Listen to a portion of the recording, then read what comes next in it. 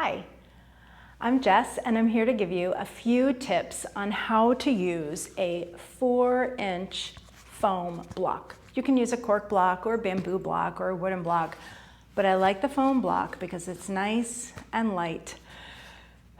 Because when I use it to bring overhead, it gets heavier and heavier, which has its definite benefits, but that's not what I want to do today.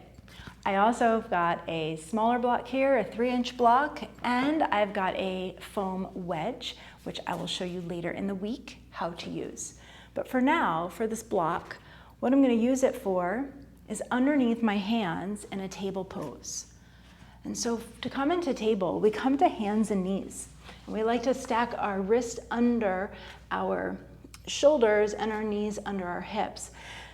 And sometimes that can feel like there's not a lot of space between your floor and your body. And so blocks can provide some extra space between your floor and your body.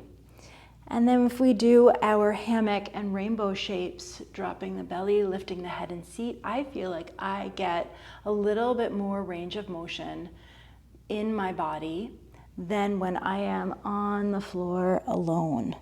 And so I invite you to try just this simple switch, blocks under the hands and table for our cat and cow, or I like to call them rainbows and hammocks, versus blocks on, or no blocks on the floor, and moving through the same posture. And perhaps after, you might feel that it feels different. So try without, try with, try back without, and notice the difference.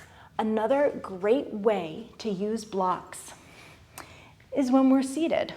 And sometimes the front of our hip flexors are tight, and that can happen from sitting a lot, from driving a lot, from just everyday life activities.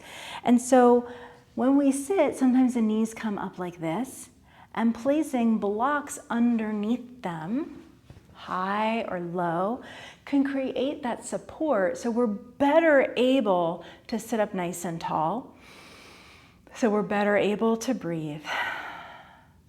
I hope that this has helped.